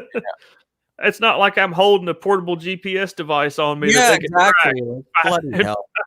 Yeah. I'm not using credit cards or anything. I always laugh when people post those. Would you live here? And it's like a cabin in the middle of in the middle of nowhere, and it's like, I'll move tomorrow. Looks like a fishing spot. I would, but I'd have to have internet. I wouldn't mind. I would love the isolation, but at the same time, I'm kind of an asocial person anyway, like in real life. But I like to socialize on the internet, which I guess is because it's not like me and you sitting in a room actually together. Yeah. Not that I wouldn't want to sit in a room with you and like have a beer or something, but you have all these friends that are just on your computer. You're not like actually having to go out with people. Yeah. Yeah. It's other humans that annoy me. Yeah. Yeah. I saw a shirt one time that said, "I hate to go outside. It's two people out there." Yeah. Pretty much. But I thought that was, just to pull it off the top of my head, I thought that was an interesting one to talk about. Interesting little rabbit hole to go down and try to figure out. But I've listened to like a whole multi-hour podcast about that, where they break down like every single little detail. And I'm like you at the end, it's like, well, I mean, you can kind of figure it out. If you just take the high points of the story, yeah, you can come to a fairly positive conclusion of probably what happened. And it doesn't really matter if you know his actual name or not. No. It really doesn't. I mean, it might somebody, but it would have been awesome. I mean, the people alive right now, I don't think really care. No. Like the descendants of these people are so far removed that they don't really care. Now, it would have been awesome if on Jessica's deathbed, she had all of a sudden been like, "This is what happened." Yeah, because it would be an awesome story. Yeah. I'm sure it was an awesome story of what she did during the war, what he did during the war, how they met each other. She could possibly admit be truthful about what actually happened to him when he went to Australia, if she had something to do with it, and that would have been a cool conclusion, because I'm sure just the story before the story would have been really cool. Yes. But it went to the grave with her, unless, like we said, some magical documents come out. Although I find the fiction that we write for stories like this are usually better than the story actually is. Yeah, that's true. At the end of the day, right? Once you remove the mystique and the mystery, the story itself kind of sucks. Um, what makes the story so great is we don't know, right? Yeah. And once we do know, it's kind of anticlimactic because Yeah. it's never as good as the fiction. They probably weren't really spies at all. Oh, probably not. They probably just randomly met somewhere and had a fling Mm-hmm. and then went their separate ways. Yep. You know, like a lot of the times the fiction is better than the truth. Which is why even when something is sometimes, you know, if you have a story that's been going on for years and years and years, and then they finally do find out what happened, and it's not as awesome as the fiction, people go, oh, that's just a cover story. They're trying to sweep it under the rug. That's not the true story. That can't be the true story. Yeah, they don't want to believe the Yeah, actual truth because they want it to be sensational and crazy. absolutely. They don't want to believe like, oh, she was a Russian translator that was like a secretary for somebody and he just happened to meet her and they got drunk and screwed one day and then they didn't see each other again until he showed up at her house and then he died for some reason. Yep. That's, you know, it's anticlimactic. Yeah. I do agree with you, though. It's funny that the police didn't pursue her more. Yeah. It actually shocks me. Because even the police say it was obvious that she knew who it was. Yeah, it's like she told us she didn't. So we're like, oh, okay. Sorry we bothered you. yeah, it just kind of leaves me thinking, you know, it's like, well, why wasn't she ever a suspect? You know, why not even that be a train of thought? Especially how much she tried to cover it up. I mean, that's usually your first giveaway right there. Or if even not a suspect, why she wasn't leaned on more to help identify who he really was. No, oh yeah, absolutely. Even if they didn't approach it as you did this, there was foul play and you did it.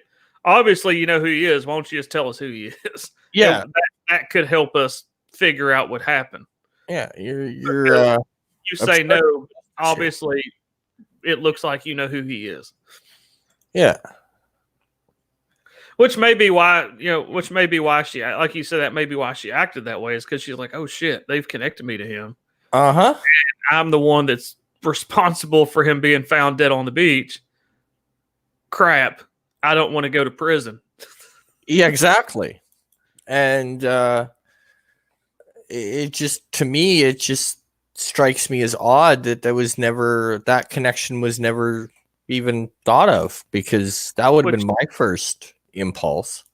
Which honestly, some of the podcasts and stuff I've listened to, honestly, I think that they've never actually approached it that way. They've always approached it as she just didn't want to be connected to him because she had his child and she didn't want her husband to know she had his child. Yeah. Not that she was the one that did it. He just showed up and was like an old fling and she was like, oh, fuck, get out of here. So she didn't want to be connected to it. I never really thought about the fact that she may have taken him out to make sure they weren't connected to each other. Yeah, well, to me, that just makes sense. It does. If you put all the pieces together, it does make perfect sense that she was involved in his demise because he was going to mess with her new life. Yeah. Bring back a chapter of her life that she had thought and she left behind. Yeah, like you said, it was an interesting time in the world because after World War II, a lot of people came back and basically started a new life. Yes. Because they marry one that they had. Yeah. Yeah. Last thing you want to be known for is, remember when that school blew up? Yeah, that was kind of me. You know. And yeah, you had people from all professions participating in all different parts of the war that had done some awful things that now we're supposed to come back and start a normal life again. Yes.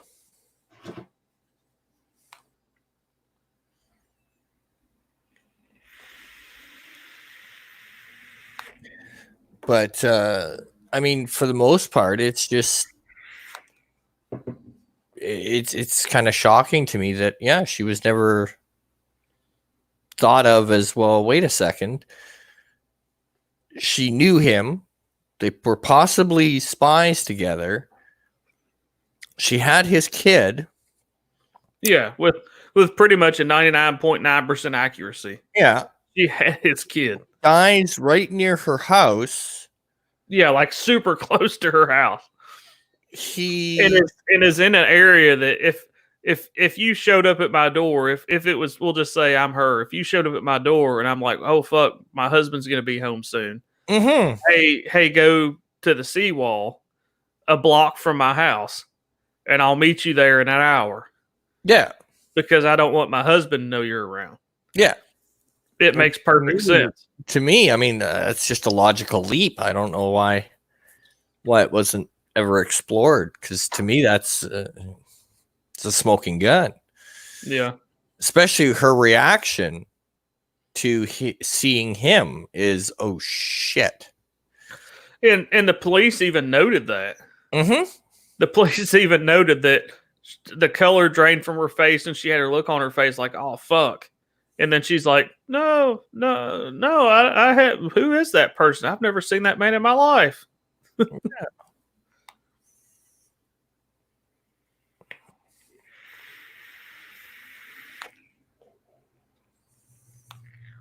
Have a good one, Chris. See you, Chris. Have fun testing your fire pumps. Now, I imagine Chris dressed in like a fireman outfit, but with no shirt on. Like a Chippendales dancer with the song It's Raining Men playing in the background. him shooting off fire hoses. I don't know why you'd be imagining that, but all right. Your own. I guess my mind. The fiction is better than the reality. Isn't that what you were just saying? Yeah, I think so. I think that's on point. It's really Chris like looking at gauges going, okay, this one works. Okay, this one works. But the fiction is better than the reality. So I guess we'll actually have a week now to actually do some research. Yeah. I guess we're saying the next one's going to be airships. Yep. And we'll talk about the mystery of the airship with the crew disappearing, and we'll talk about the Hindenburg. So, and I mean, really, airships were in their glory days in World War I. Yeah, they were. That was their glory days, but then airplanes kind of took over.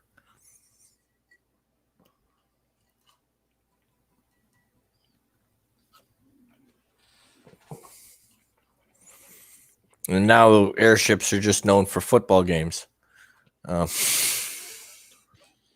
Which is why in World War II they were used for like patrolling here.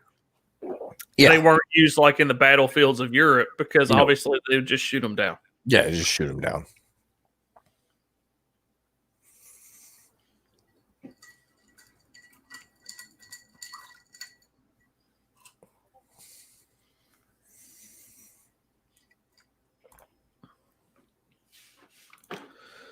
Excuse me.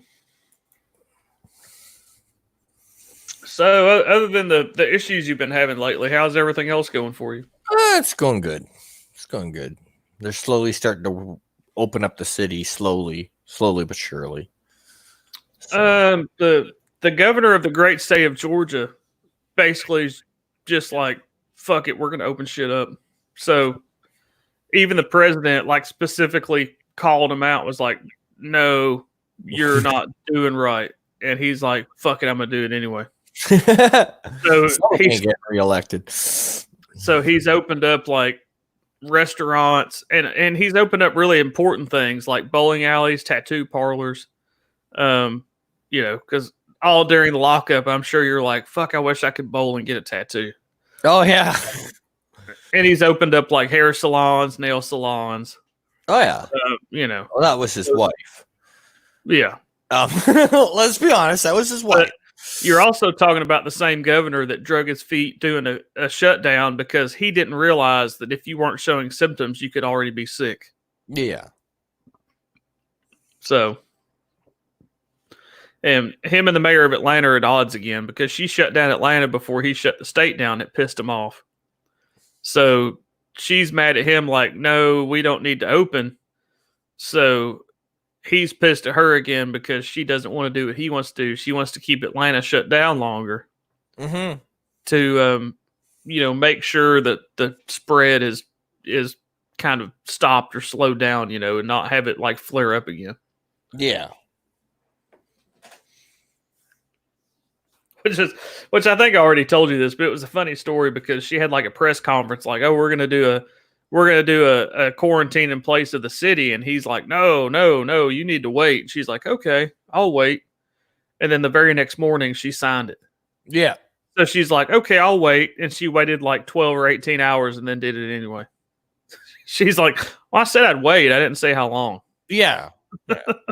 So the governor was all pissed off about it, and then like a couple weeks later, he finally was like, "Oh, I think we need to shut the state down." Yeah. Apparently there's some stuff going on, and we need to have people quarantine in place. What's this crazy stuff? I hadn't even heard about this. What's going on? Yeah, I didn't get the memo. Yeah. You mean you can be sick and not show symptoms yet? Yeah, it has an incubation period, dumbass. Yeah. It has like an up to 14-day incubation period. So yes, while you're not showing symptoms, you can make other people sick. Yes. Well, it's just never ceases to amaze me. I mean, even sometimes a bill will get passed. I'm pretty sure it happens down in the States too, but like a bill will get passed and they'll question them about something that's in the bill.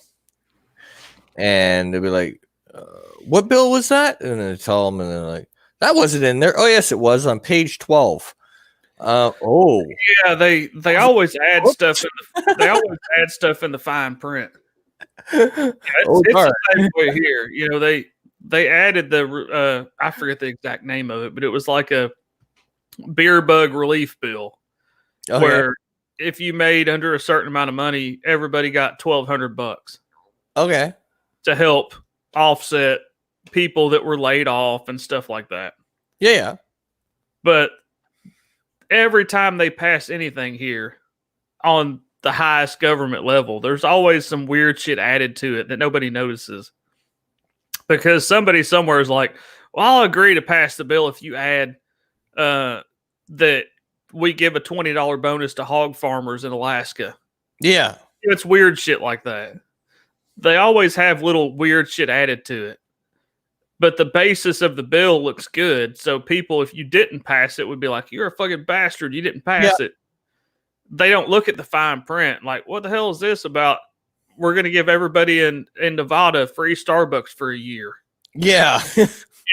There's always weird, crazy shit like that added to it. That is specifically pinpointed to like a representative in the House or whatever it is that votes on it. I'm not a very good politics person, but they always bring across something specific like, well, I'm not going to agree to vote on the bill unless you add this. And at the end, they're like, okay, fuck, we'll add it in the fine print. Nobody will notice. Yeah, like the one bill when Obama was president that they passed. I can't remember which one it was, but it was basically in the fine print they added that the president of the United States can have somebody arrested by I think it's the FBI if they're suspected of terrorism. Yeah. Without trial. But it has to come by order of the president. And it was snuck in at the back of the back of the bill. And then Obama got questioned about it. He goes, I'd never use it. It's just there in case, it's just there. Which is why there's people still at Guantanamo that haven't actually been convicted of anything. They don't exist anymore. They're just there. Yeah. They woke up one morning and they weren't at home. What the hell? Hey, Canuck, I think you're a terrorist. Guess what? You get a free vacation for an unknown period of time, and nobody's going to know if you exist anymore. Yeah. Oh, what's that? You oppose me politically? Oh, darn. Whoops. Hey Seth, what's up, bro? Oh, you just woke up. That's cool. Hey, Sith. You're welcome to jump in for the last 15 minutes if you want. We're just kind of bullshitting now. I DM'd you the link earlier. We're kind of already discussed the meat of the stream. We're just kind of hanging out now. I think here that's called pork barrel politics, and I forget where the name originally came from. But when certain people get like specific stuff added for their state to agree to pass a bill or vote to pass a bill, it's called like pork barrel politics. That's where all the stuff in the fine print comes from. That's like stupid, crazy, off the wall shit. Yeah. Yeah, and it's usually something that nobody really wants to talk about or really wants, but they sneak it in the back of the bill so that they don't have to address it. No, there wasn't meat. I'm just saying we've already discussed the main topic that I pulled off the top of my head this morning. Yeah, and Sith, you missed Hanstar talking about how he thinks about Chris Knight in a fireman's uniform without a shirt on, dancing to "It's Raining Men." I'm not exactly sure why the conversation came up, but it did. While spraying a fire hose. Yeah. There's a visual for you, Sith. It could actually be true because he is at a casino that's basically shut down and the maintenance people are the only ones there. So, I think maintenance people and some security guards are the only ones there. So Chris could probably do basically whatever he wanted to. Yeah, you got to rig that machine somehow. Yeah. So the first time you put a $20 bill in it, it hits jackpot.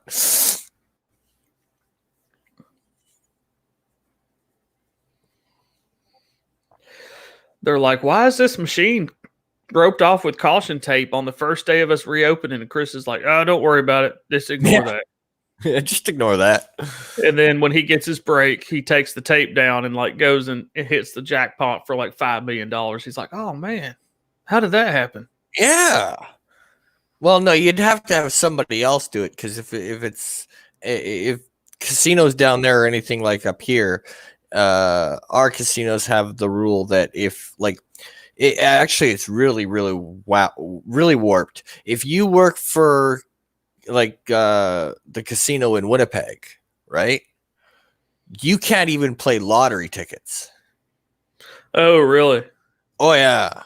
Like if you have anything to do with like the casino or Manitoba lotteries or any of that, you can't even play a machine in a bar you don't work at. Like if you work at the casino and you go to like a bar and you go to play the machines, you can't.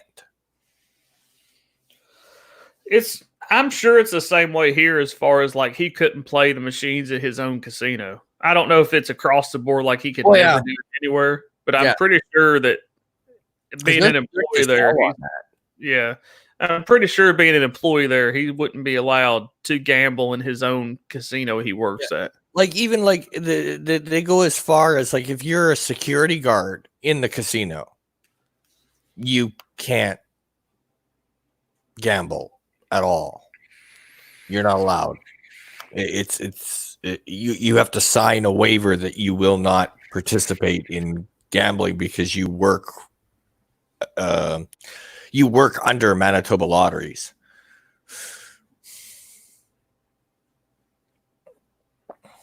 So there was no popsicles involved, Sith.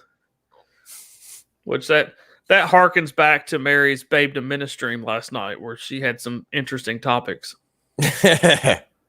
Apparently, in England, a doctor had to put an article out telling women that even though it was hot, don't stick popsicles in your cooch to cool off.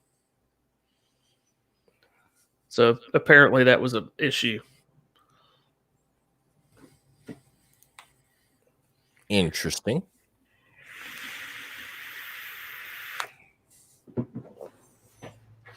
I'm out of Bloody Mary, so I guess now I have to grab a beer. Oh. Which is good because I have the worst and best thing I did when I built my office was put a mini fridge in here.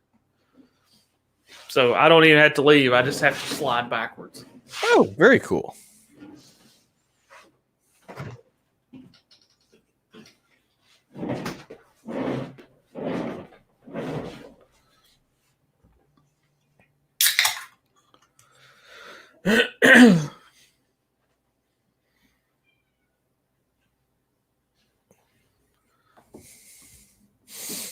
Very, very cool. But yeah, it's just I don't know. It's one of those things that just make you shake your head. Yeah.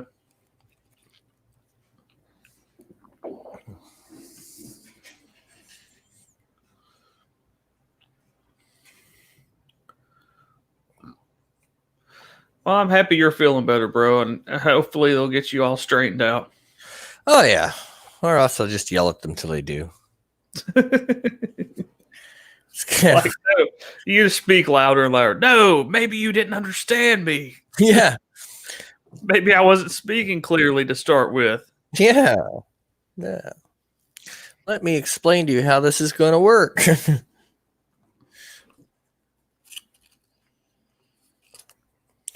Don't make me hurt you.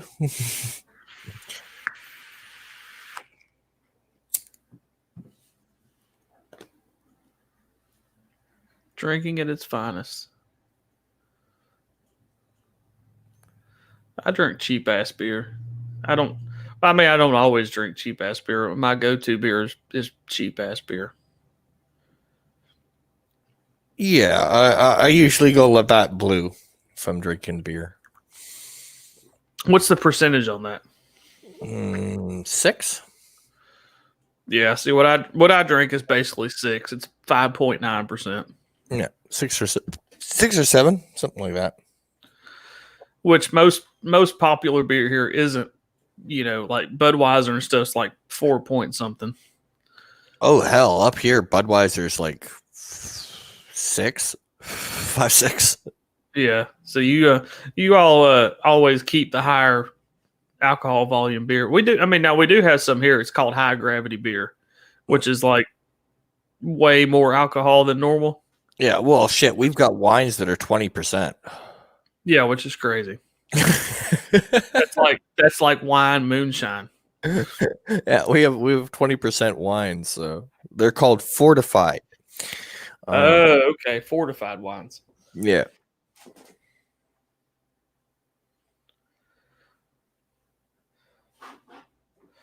But I think we're winding down. It's almost 2 hours anyway. Yeah. Unless you have something interesting you'd like to talk about. It was an interesting topic. Yeah, it was. So it's one I've enjoyed reading about and hearing about, and over the times. Like I said, I listen to a lot. I commute back and forth to work, so I listen to a lot of podcasts instead of like the radio or music. Yeah, because podcasts seem more soothing to me. When I listen to music, it like gets me pumped up and like makes me want to road rage or speed too bad. So I tend to listen to podcasts because listening to people talk about interesting subjects kind of calms me down more. Yeah. And music kind of amps me up. So I had to commute roughly 2 hours a day. That's round trip, not one way, but yeah. I depending on traffic, I commute roughly 45 minutes to an hour to work each way. So it helps to listen to podcasts. Plus, you learn stuff. I like to listen to podcasts about stuff like this, like the Somerton Man. Conspiracies, odd things, odd cases, true crime kind of stuff. All those kind of things. So you kind of learn something, and to me, it's kind of I guess the only way I could use my commute better would be like audiobooks. Yeah. Because I have a friend that listens to a lot of audiobooks. So over a course of several weeks, of commuting back and forth to work, he like listens to a whole book and like actually learns shit. I learn stuff from podcasts.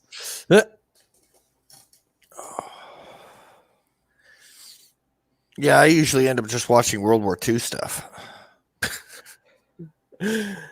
Speaking of, because I know you're a war fan. That sounds bad to say it like that. You're a war fan. I'm a war fan.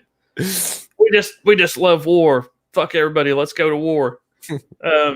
Did you see Netflix has a new World War II in HD series?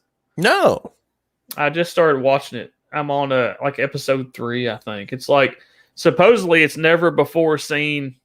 Oh, they say that every time. Well, I know.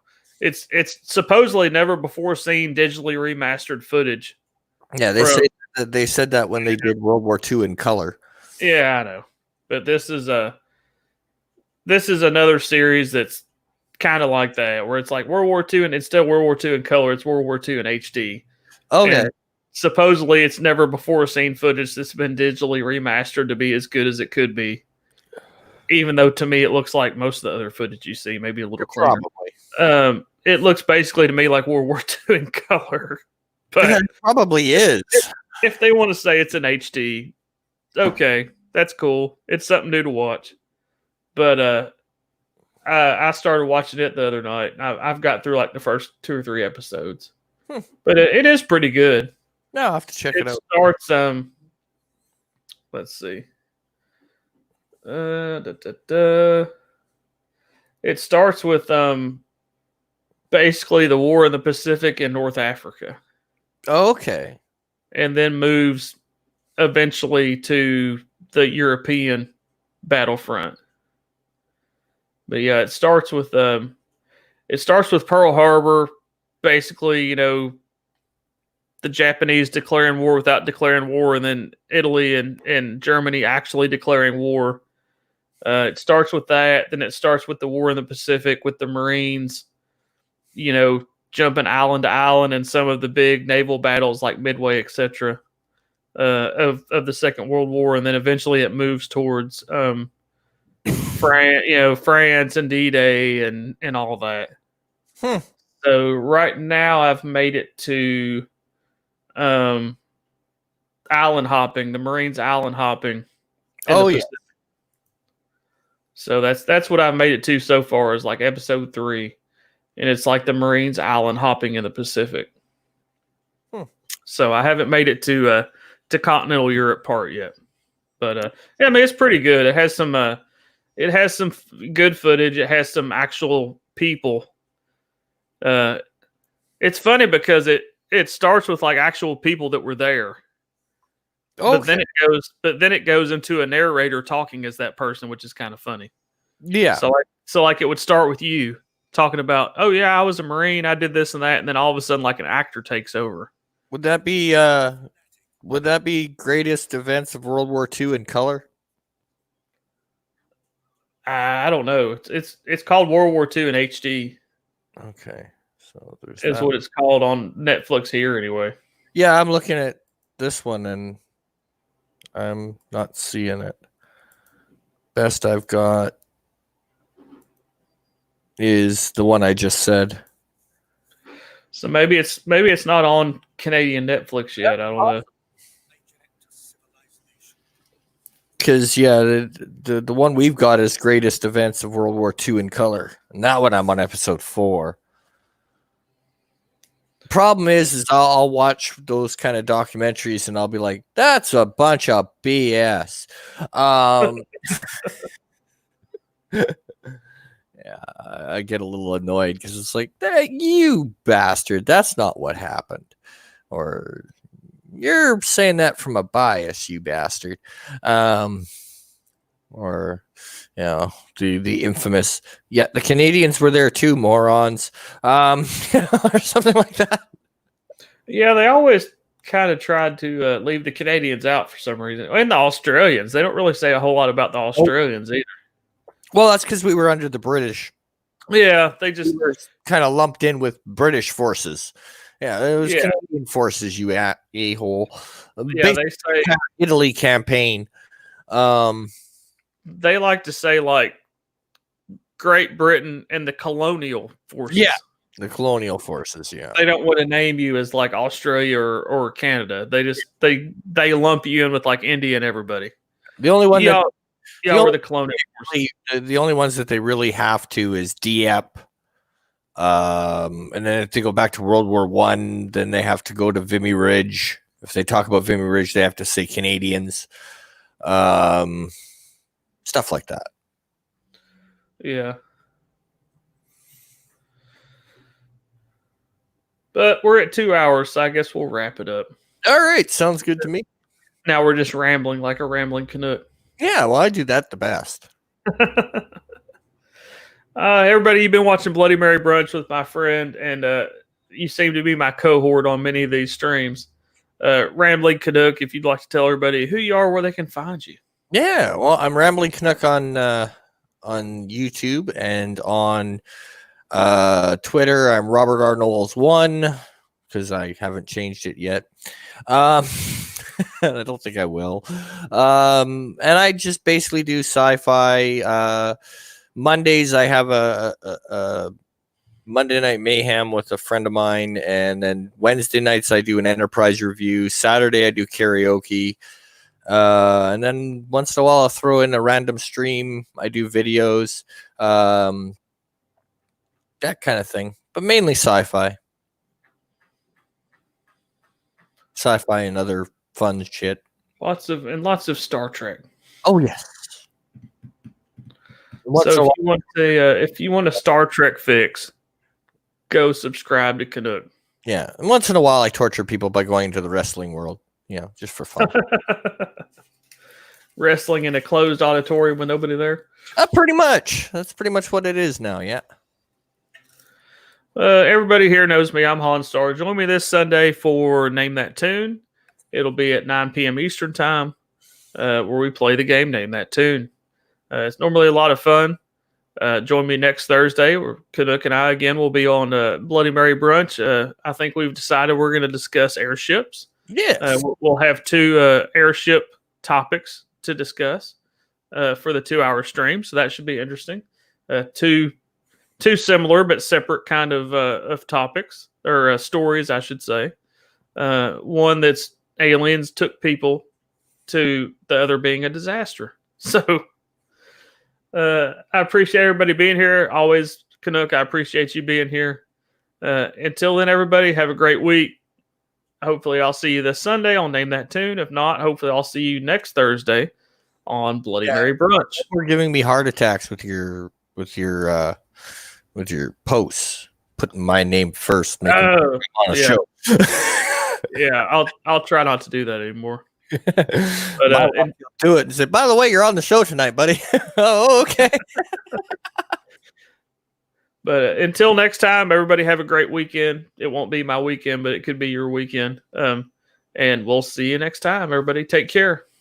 Take her easy, folks. If this is your first time joining us, don't forget to hit that subscribe button. You can also follow me on Twitter and Instagram at HanStarYT. Good night, everybody.